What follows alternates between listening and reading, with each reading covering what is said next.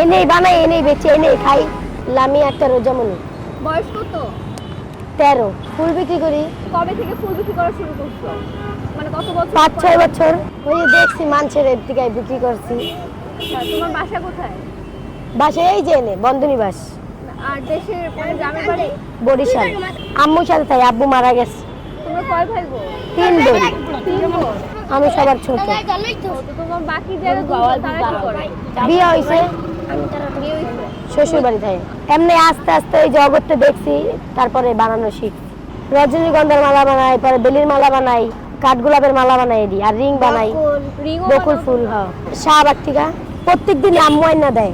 সকাল ভোরবেলা এই যে এগুলা লাগে, এগুলা রেডি, সুই সুতা লাগে, আর কিচ্ছু না। এনেই বানাই, এনেই বেচি, এনেই খাই। আর রাইতে যায় বাসায় ঘুমাই।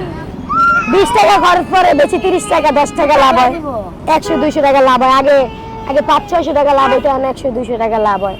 ওই শুক্রবার একটু কিনে রজনীগন্ধা আছে, গোলাপ আছে, হলুদ গোলাপ আছে, লাল গোলাপ আছে, পরে র্যাপিন আছে। ফুলও বেচি, মালাও বেচি, সবই বেচি। এই যে 100-200 টাকা লাভ হয়। আম্মুর দেয়, আম্মু বাজার করেন, দেশে নানুরে টাকা পাঠায়। তোমার আম্মু কি করে? আম্মুও ফুল বিক্রি করে। এই 10টা 15টা নষ্ট হইলে ফালায় দেয়, নাহলে ফ্রিজে রাখিয়া দেয়। এই হাঁস গেলে 2 দিন 3 দিন, এর থেকে বেশি থাকে না।